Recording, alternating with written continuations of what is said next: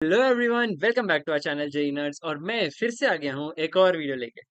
तुम में से बहुत सारे स्टूडेंट्स ऐसे होंगे जो किसी कोचिंग इंस्टीट्यूट या किसी ऑनलाइन कोचिंग के अंदर एनरोल्ड नहीं होंगे। वो सेल्फ स्टडी करके जेई को टारगेट कर रहे होंगे। बाकी स्टूडेंट्स की बात करें तो कोचिंग इंस्टीट्यूट या ऑनलाइन कोचिंग में होने के बावजूद भी एक जेई एस्पिरेंट के लिए सेल्फ स्टडी बहुत ही इंपॉर्टेंट फैक्टर होता है। सेल्फ स्टडी से ही हम काफी सारी चीजें सीखते हैं। तो आज की वीडियो में मैं तुम्हारे लिए लेकर आ गया हूँ the most efficient way of self studying and making short notes.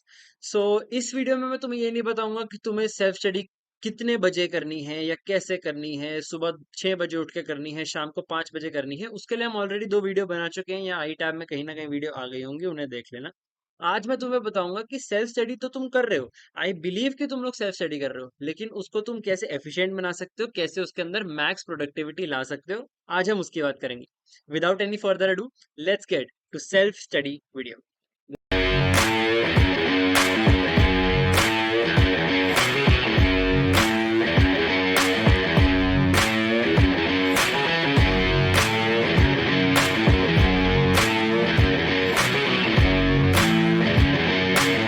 तो एफिशिएंट सेल्फ स्टडी के पॉइंट नंबर 1 पे चलते हैं, शेड्यूलिंग। अभी मैंने अपने इंट्रो में तुमसे डिस्कस किया कि हमने दो वीडियोस अभी निकाली हैं, जिसके अंदर हमने तुम्हें टाइम टेबल और शेड्यूलिंग दी कि तुम्हें कितने बजे उठना चाहिए, कितने बजे डिफिकल्ट टॉपिक करना है, कितने बजे प्रॉब्लम सॉल्विंग करनी है, कितने बजे रिवीजन करनी है।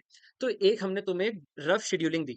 उसका पर्पस ये है कि जितने भी तुम एस्पिरेंट्स हो, तुम लोग सेल्फ स्टडी करते हो, तो जो कोचिंग जाते हैं उनको ये पता है कि मेरी लेट्स से 2 बजे से 5 बजे तक कोचिंग है, 3 बजे से 8 बजे तक कोचिंग है। तो वो टाइम तो फिक्स है पढ़ाई का। जो कोचिंग नहीं भी जाते, तो उनके लिए तो पूरा पूरा दिन उनके हिसाब से ही चलना है। उनका तो ऐसा नहीं है कि कोई 2 बजे की क्लास है या 5 बजे की क्लास है। और जो कोचिंग जाते भी हैं, सिर्फ कोचिंग के टाइम के अलावा भी तो तुम्हारा कोई शेड्यूल नहीं होता।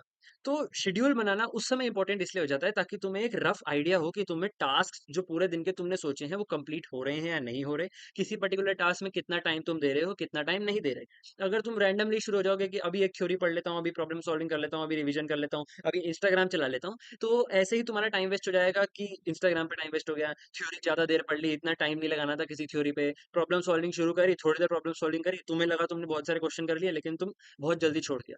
तो एक रफ आइडिया होना चाहिए कि तुम्हें दिन में क्या करना है, कितने बजे करना है। थोड़ा सा आइडिया रखोगे, डिटेल्ड शेड्यूल बना सकते हो तो दैट्स वेल एंड गुड, नहीं बना सकते तो एक रफ आइडिया जरूर रखो। इससे एक तो तुम्हारा डे एफिशिएंटली मैनेज होगा, और प्लानिंग और शेड्यूलिंग के अंदर टाइम वेस्ट नहीं होगा। ठीक है। पॉइंट नंबर 2 पे चलते हैं, that is theory and syllabus completion. तो theory and syllabus completion is the first thing to be done. Theory and concept should be strong, else problem solving is impossible. अगर तुम थ्योरी नहीं करते और सीधा प्रॉब्लम सॉल्विंग पे jump करते हो, या फिर तुमने थ्योरी पढ़ी है लेकिन कॉन्सेप्ट कोई समझ नहीं आया, कुछ बीच बीच में कॉन्सेप्ट गायब हैं, तो प्रॉब्लम सॉल्विंग करने जाओगे तो क्वेश्चन सॉल्व नहीं होंगे। जहां जहां पे भी वो कॉन्सेप्ट लग रहा होगा वो क्वेश्चन तुमसे सॉल्व नहीं होंगे, और तुम्हारा कॉन्फिडेंस वैसे ही टूट जाएगा। तो थ्योरी को अच्छे से पढ़ो, उसको स्ट्रॉन्ग करो, सारे कॉन्सेप्ट पढ़ लो। एक बार चैप्टर करने बैठे हो तो ये मत करो कि मेरे को फ्रिक्शन डिफिकल्ट लगता है तो फ्रिक्शन वाला पार्ट छोड़ देता हूँ, बाकी सारा कर लेता हूँ। फिर 2-3 महीने बीत जाएंगे, तुम फ्रिक्शन वाला पार्ट करोगे ही नहीं। तो एक ही बार सारी थ्योरी कंप्लीट करो। कोई टॉपिक किसी टीचर से किसी लेक्चर में समझ नहीं आ रहा तो उसको फिर से बार बार फिर से पढ़ लो, किसी और टीचर से पढ़ के देख लो, लेकिन उसको देन एंड देयर खत्म करो, फिर प्रॉब्लम सॉल्विंग पे जाओ। लेकिन जो सेकंड पॉइंट है वो बहुत इंपॉर्टेंट है। Don't rush with theory, but just don't fall in this lecture loop. ठीक है। बहुत सारे बच्चों के साथ, जितने भी जेई एस्पिरेंट्स हैं, हमारे साथ भी पीयर्स में ऐसे बहुत सारे बच्चे थे जो इस लेक्चर के लूप में फंस गए थे। मैं अभी भी तुमको ये कहूंगा कि थ्योरी को ढंग से समझो, रश मत करो। इस समय थ्योरी क्लियर होगी तो बार बार नहीं पढ़नी पड़ेगी, लेकिन ऐसा मत करो कि तुम बैठ के बस लेक्चर लेक्चर लेक्चर लेक्चर देखते जा रहे हो, थ्योरी थ्योरी थ्योरी पढ़ते जा रहे हो, क्वेश्चन सॉल्व नहीं कर रहे। इस लेक्चर के लूप में हमने नहीं आना। थ्योरी को पढ़ना है, लेकिन थ्योरी को टाइमली खत्म करना है, रश भी नहीं करना और लगे भी नहीं रहना। ठीक है। थर्ड पॉइंट पे चलते हैं, प्रॉब्लम सॉल्विंग। अब ये बहुत इंपॉर्टेंट पॉइंट आ जाता है। थ्योरी हमने कंप्लीट कर ली तो अब प्रॉब्लम सॉल्विंग करेंगे। सेल्फ स्टडी में प्रॉब्लम सॉल्विंग का रोल बहुत ज्यादा होता है, और बहुत इग्नोर्ड चीज है ये। बिकॉज हमारे पास कोई डीपीपीज नहीं है, हमारे पास कोई होमवर्क नहीं है, हमारे पास कोई होमवर्क चेक करने वाला नहीं है। कोचिंग इंस्टीट्यूट में क्या होता है कि टीचर तुमको होमवर्क देता है कि अगली क्लास तक तुम ये 50 क्वेश्चंस करके आना। फिर वो डिस्कस भी करते हैं टीचर्स, वो डाउट्स लेते हैं, तुम्हारे बच्चों से पूछते हैं कि किन्होंने किया किन्होंने नहीं किया। लेकिन जब तुम सेल्फ स्टडी कर रहे हो, जब तुम घर पे बैठ के पढ़ाई कर रहे हो, तो there is no one to keep a check on you. And जैसे ही चेक खत्म हो जाता है, वैसे ही तुम लोग फ्री हो जाते हो, वैसे ही तुम लोग लीनियंट हो जाते हो। तो प्रॉब्लम सॉल्विंग पे ध्यान देना है। प्रॉब्लम सॉल्विंग ना होने का एक और रीजन ये है कि क्वेश्चन सॉल्व नहीं होते। ठीक है, तो उसके लिए point number one, assisted solving करनी है। असिस्टेड सॉल्विंग जितने भी हमारे नए मेंबर्स हैं, जितने भी हमारे नए व्यूअर्स हैं, उनको मैं समझा देता हूँ। पुराने लोगों को तो पता ही है, हम काफी बार ये कॉन्सेप्ट डिस्कस कर चुके हैं।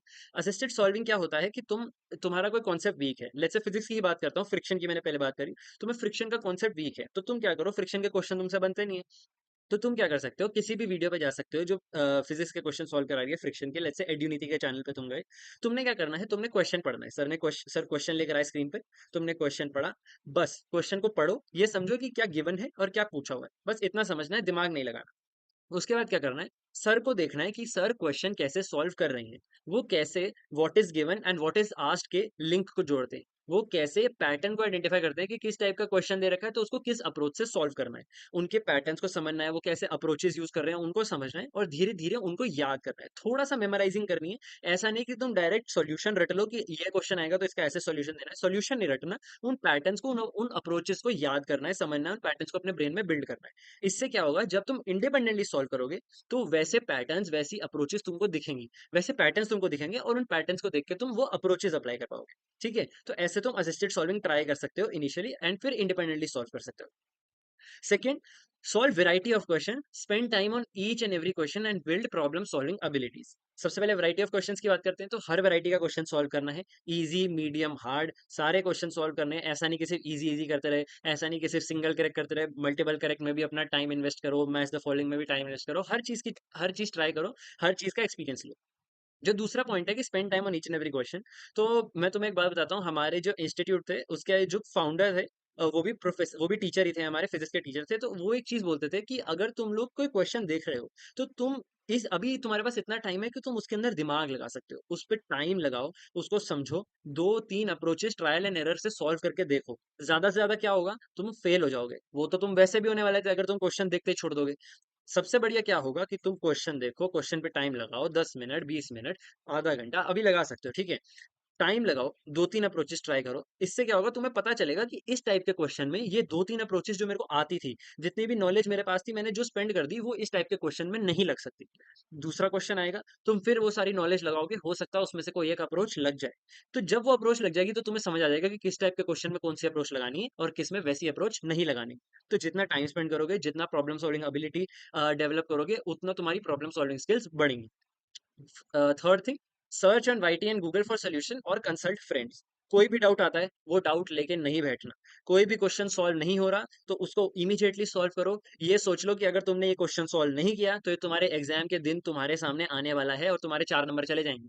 इसलिए जो भी डाउट आ रहा है, जो भी क्वेश्चन सॉल्व नहीं हो रहा, उसको एज इट इज उसी दिन सॉल्व करो। गूगल पे देखो, यूट्यूब पे देखो, फ्रेंड से डिस्कस करो, लेकिन डाउट को उसी समय खत्म करना है। ओके, एंड फाइनली बहुत इंपॉर्टेंट पॉइंट, डीमोटिवेट नहीं होना, गिव अप नहीं करना।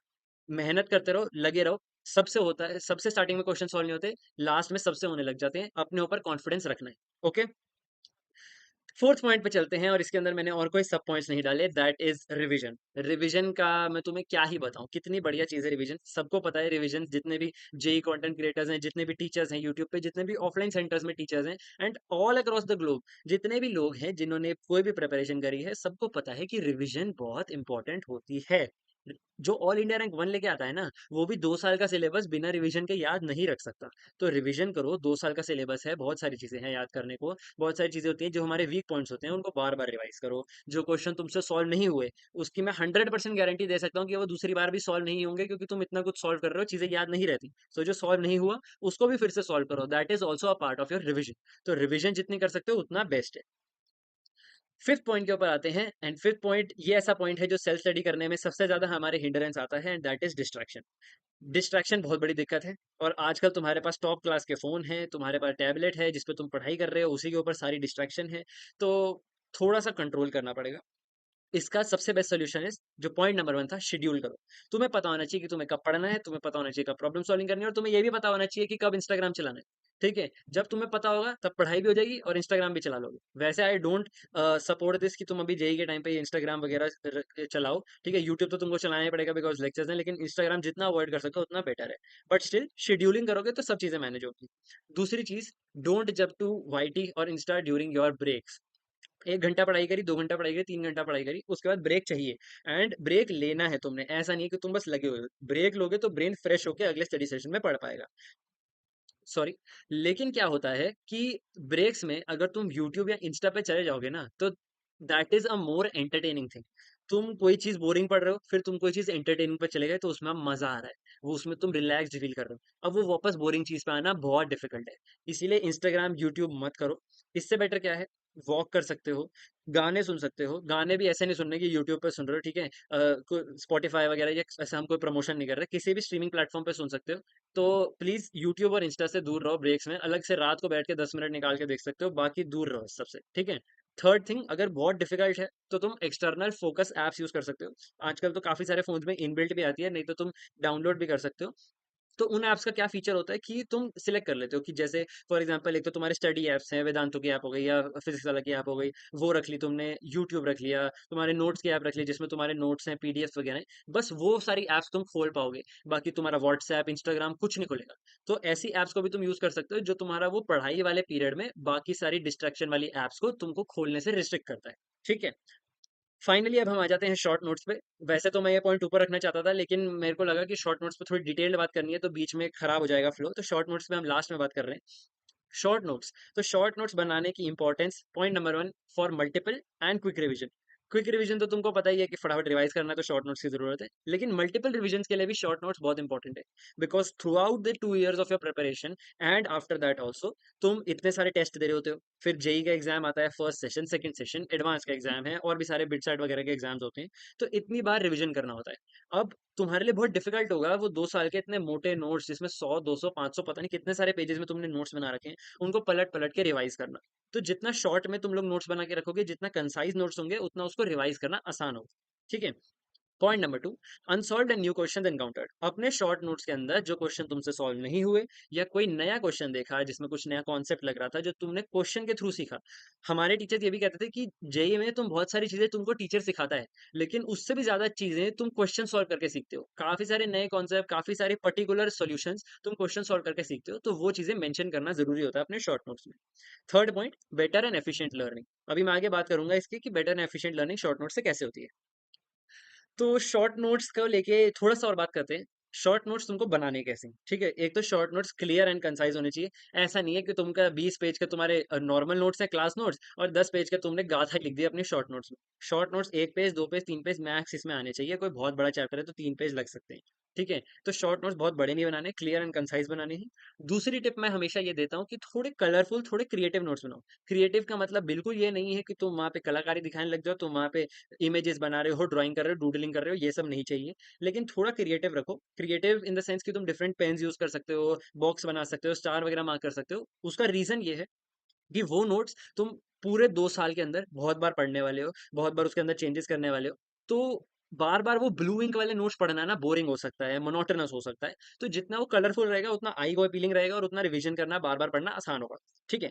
अब थोड़े से मैं तुमको एग्जांपल्स दे देता हूँ। ये थोड़ा सा जेई नर्ड्स एक्सक्लूसिव हो गया, तुम लोगों को थोड़े से एग्जांपल्स दे देता हूँ मैं अपने नोट्स के, कि नोट्स कैसे बनानी। तो जिनको नोट्स नहीं बनाना आता है, जिनको हेल्प चाहिए, तो तुम इसको रेफर कर सकते हो, ठीक है। सबसे पहले आ जाते हैं मेरे ऑर्गेनिक के नोट्स पे। ऑर्गेनिक केमिस्ट्री बहुत बच्चों की दिक्कत है, ऑर्गेनिक याद नहीं हो रही है, रिएक्शन कैसे याद करें, इतने सारे रिएक्शन, इतने सारे रिएजेंट, पूरी 12th तो ऑर्गेनिक से ही भरी हुई है, और अब तो ऑर्गेनिक की वेटेज भी बहुत बढ़ गई है भैया, कैसे याद करें। तो ये रहा सॉल्यूशन, ऐसे तुमने याद करना है। मैंने एग्जाम्पल में अल्कोहल्स चैप्टर की केमिकल प्रॉपर्टीज ले रखी है अल्कोहल्स की, जिसमें तुम देखोगे सेंटर में मैंने अल्कोहल है, एंड बहुत सारे एरोज एकदम स्पाइडरमैन सा मैंने बना दिया, जिसके अंदर रिएजेंट लिखा है, प्रोडक्ट लिखा है, रिएजेंट लिखा है, प्रोडक्ट लिखा है, एंड बहुत सारी टेक्स्ट लिख रखा है। जैसे तुम देखोगे रेड कलर से मैंने लिख रखा है डिहाइड्रेजिंग एजेंट है, बीटा एलिमिनेशन हो रहा है इस रिएक्शन में। तो डिफरेंट पेन से तुम डिफरेंट पॉइंट्स लिख सकते हो जो उस रिएक्शन के स्पेसिफिक हैं, जिससे तुम्हें याद रहेगा। बिकॉज ऐसे क्वेश्चन बन जाते हैं कि कौन से रिएक्शन से एसिडिक नेचर पता चलती है अल्कोहल की, तो तुमको पता होगा कि सोडियम से रिएक्ट करा के बनती है। तो ऐसे तुम चीजें लिख सकते हो, एंड इसको बार बार पढ़ोगे तो अपने आप याद हो जाएगा, क्योंकि ऑर्गेनिक के इतने सारे नोट्स होते हैं, बीच में मैकेनिज्म्स होते हैं, बीच में पॉइंट्स होते हैं बहुत सारे, तो पेज पलट के तो वैसे भी ऑर्गेनिक तुमको याद होगी नहीं। एक जगह सारे रिएक्शंस होंगे, एक चैप्टर के, एक पर्टिकुलर कॉन्सेप्ट के, एक पर्टिकुलर सब टॉपिक के, तो इजीली याद होगा। सेकंड स्लाइड के ऊपर चलते हैं। सेकंड नोट्स पे ये मेरे थर्मोडायनेमिक्स के शॉर्ट नोट्स हैं, ठीक है। तो इसके अंदर भी तुम देख सकते हो काफी सारी फॉर्मूलेज मेंशन है, क्योंकि फिजिक्स में फार्मूला ओरिएंटेड सवाल आ रहे हैं, तो फार्मूला जरूर लिखने हैं। ग्राफ्स बना रखे हैं, रेड पेन से फॉर्मूलेज मार्क कर रखे हैं। कोई इंपॉर्टेंट पॉइंट है कि मोलर हीट कैपेसिटी की चीजें लिख रखी है, बहुत सारी रैंडम चीजें मैं इसमें देख पा रहा हूँ। तो तुम ऐसे डिफरेंट कलर्स और डिफरेंट टेक्स्ट वगैरह यूज करके ग्राफ्स व्राफ्स बना के तुम अपने शॉर्ट नोट्स कंपाइल कर सकते हो। ठीक है, अब थर्मोडायनेमिक्स तुमको पता है कितना लंबा चैप्टर है, ये सारे नोट्स नहीं है, इसके आगे 2 पेज और थे, बट स्टिल ये छोटी सी नोटबुक में 4 पेजेस के अंदर मेरे थर्मोडायनेमिक्स में पूरे नोट्स आ गए। ठीक है, एंड अगेन लास्ट एक और एग्जांपल मैं दे रहा हूँ तुमको इंटीग्रेशन का। इंटीग्रेशन भी बहुत बच्चों की दिक्कत होती है कि इतने सारे पॉसिबिलिटीज हैं, इतने सारे इंटीग्रल के टाइप्स होते हैं, तो कैसे याद करें। तो मैंने ये पूरी एक छोटी नोटबुक, पूरी नोटबुक ही मेरी इंटीग्रल में लग गई थी, कुछ 15 20 25 सारे टाइप थे।